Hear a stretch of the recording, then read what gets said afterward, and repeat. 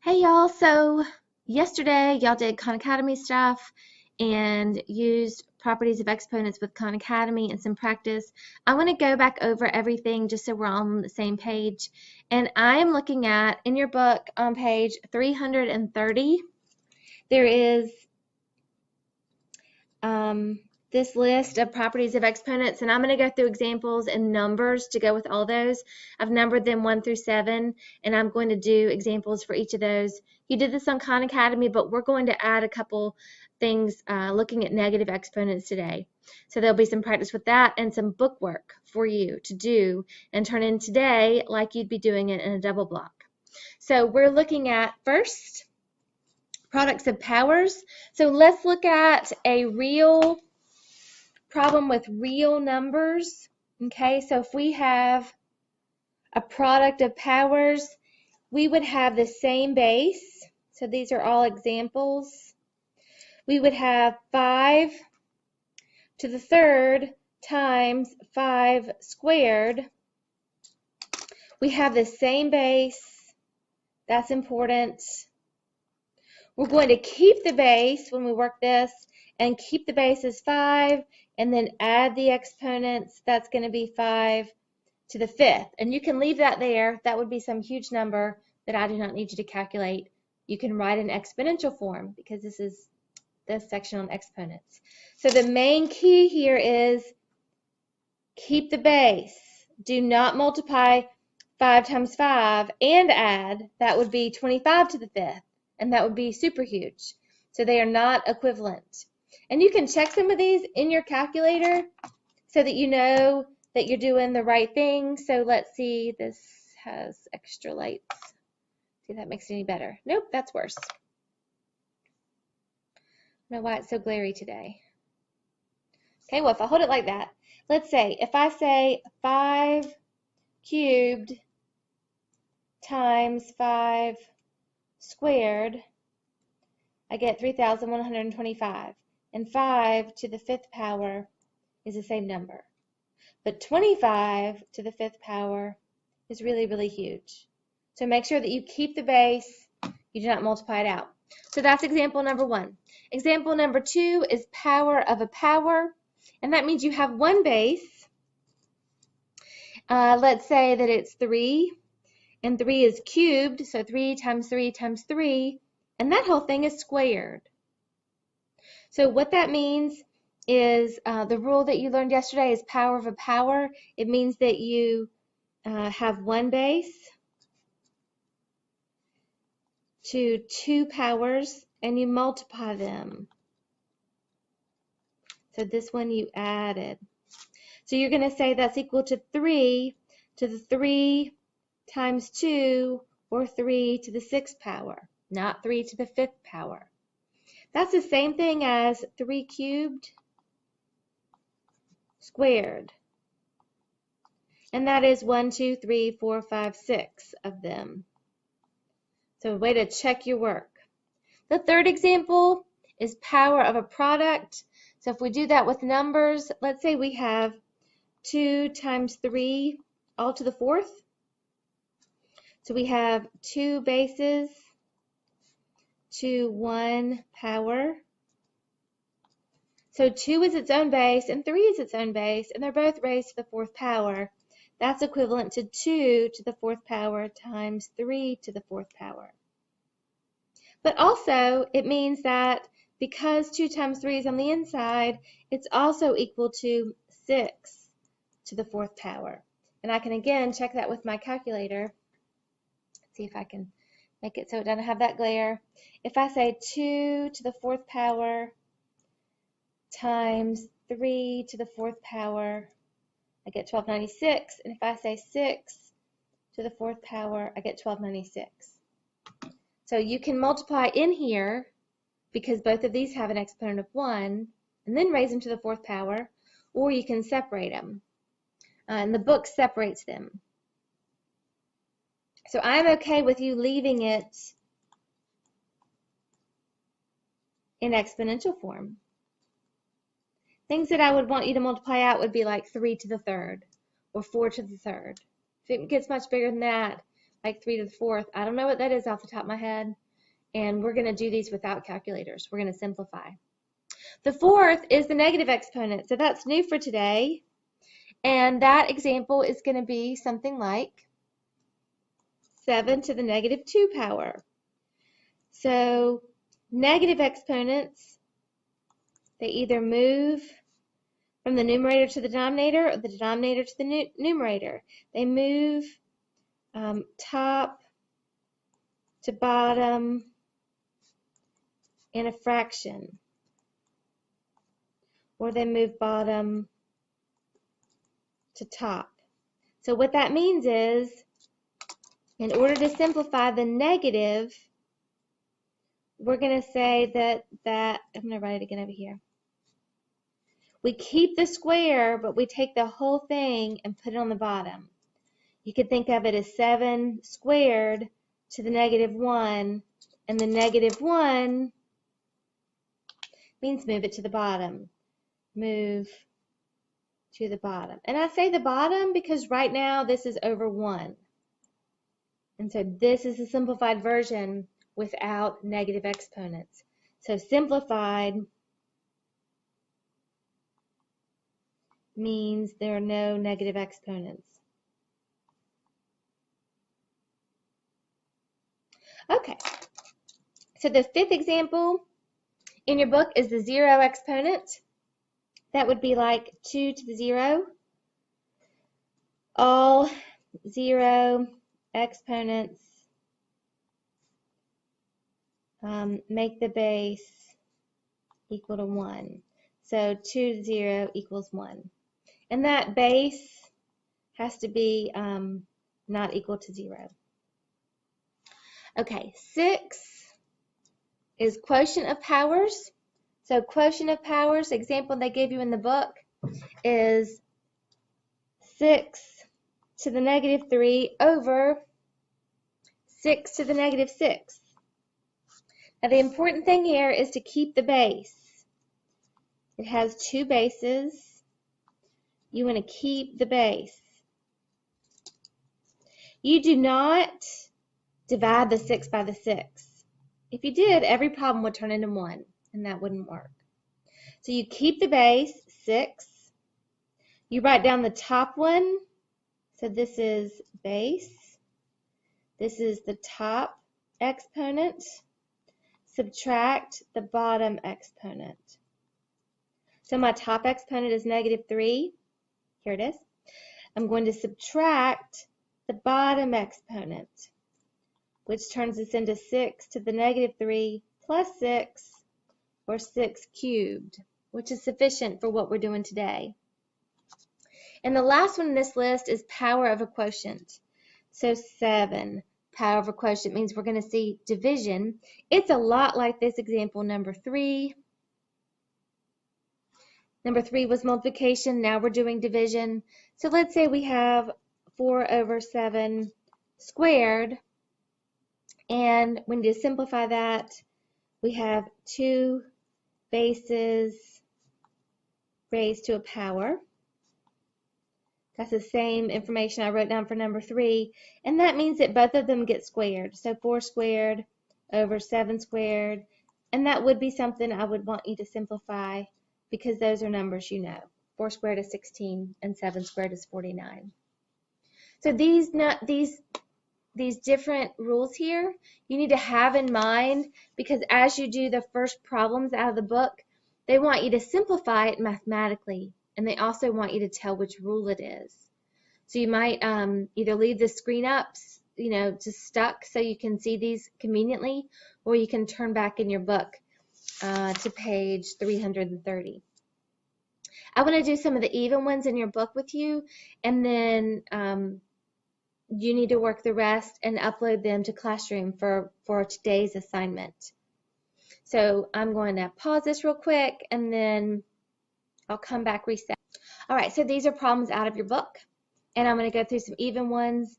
Then you can check the odd ones, and then after you upload, if there's any that you didn't get the solution, you checked it in the back, you can email me or you can post it to Google Classroom, and I can make sure to go over those on Monday. So Looking at page 333, let's start with an easy one. We'll start with number 4. Number 4 says, evaluate the expression, tell which properties of exponents you used. So for number 4, the problem is 4 to the negative 2 all cubed. So this has one base, 4, raised to a power, raised to another power. And we do not want negative exponents in our final answer. So what we're going to do is use the power of a power property. That'll be 4 to the negative 6 when you multiply. And it's called power of a power. And then we're going to say this is the same as 1 over 4 to the 6th. If you take the whole thing and you move it to the bottom because it has a minus, then you will get 1 over 4 to the 6th with the negative exponent property. Negative exponent property. So they do ask you for the reasons. You do need to write that down. Looking at something longer. So let's say we're looking at 14. 14's got some similarities to it. We're going to try to do our homework very concise so that we can only upload, fewer pages. That would be really helpful for me. 14 says I've got parentheses, another parentheses with 1/2 in it. The 1/2 is to the negative 5th, and then the whole thing is squared. So this is a very similar problem. We have one base, or you can think of it as a quotient. So let's work it inside out. So inside out means that I could say that I have 1/2, I have 1 to the negative 5th over 2 to the negative 5th. And that is the quotient of powers. I'm sorry, I lied. Power of a quotient rule.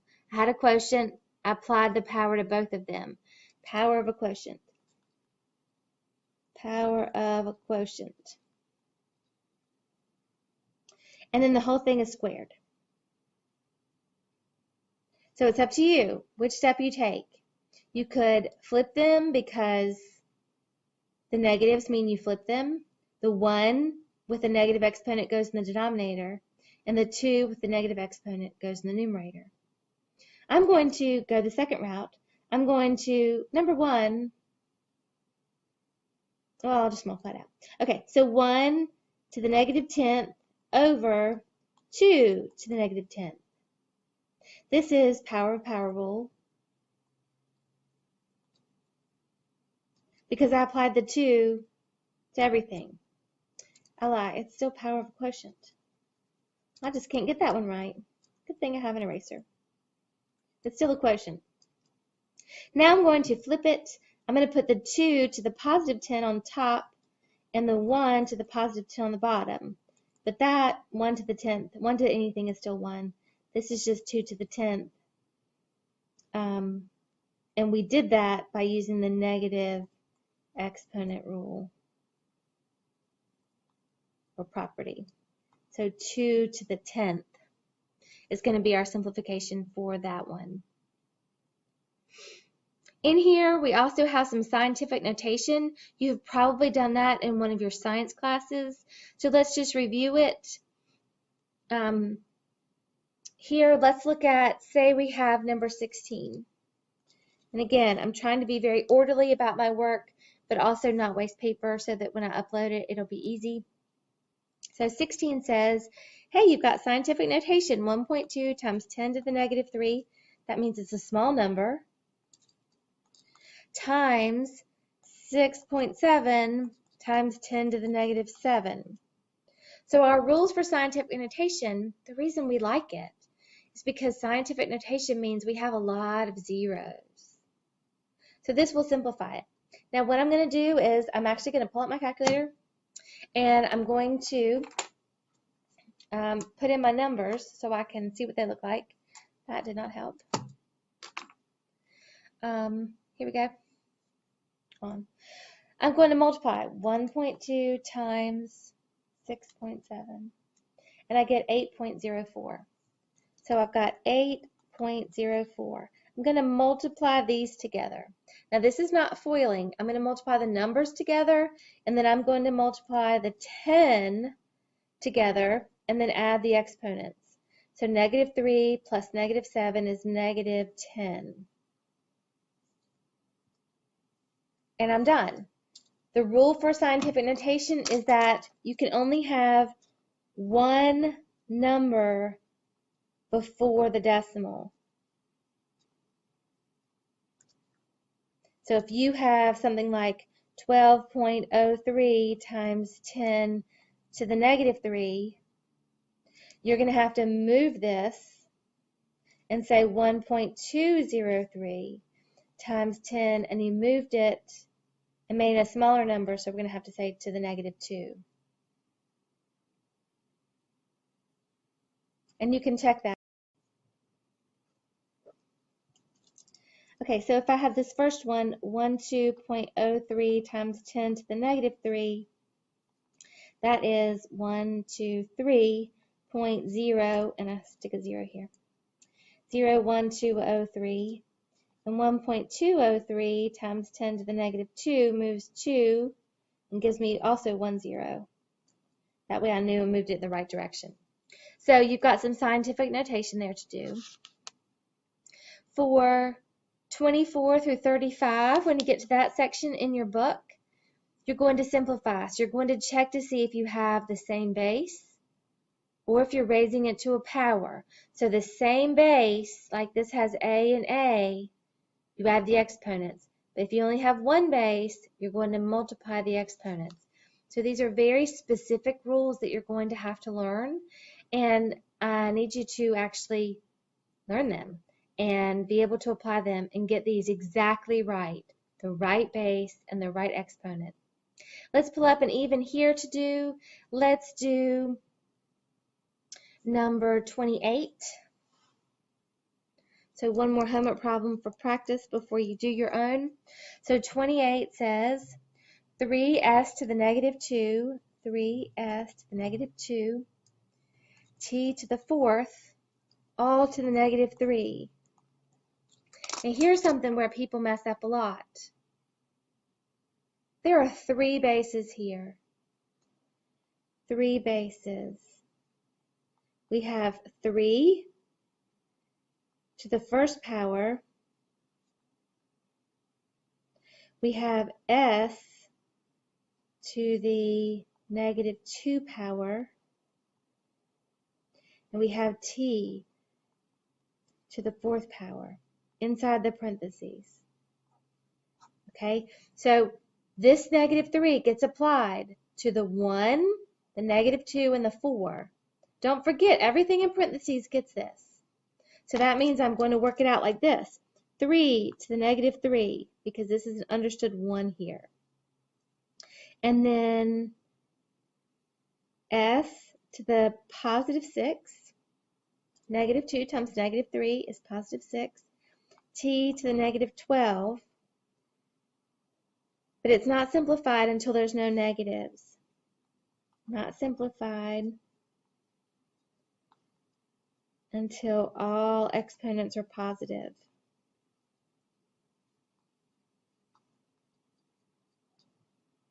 Therefore, the 3, I have a fraction now, and the 3 goes on the bottom. The s is positive, it stays on top. The t has a negative, and it goes on the bottom. And then I'm pretty sure they want us to go ahead and multiply this out. So we'd want to actually say that this is equal to s to the 6th over 3 times 3 is 9 times 3 is 27, t to the 12th. And I need you to write carefully so that I can tell these are exponents, that you have negative signs, all the work that goes into that.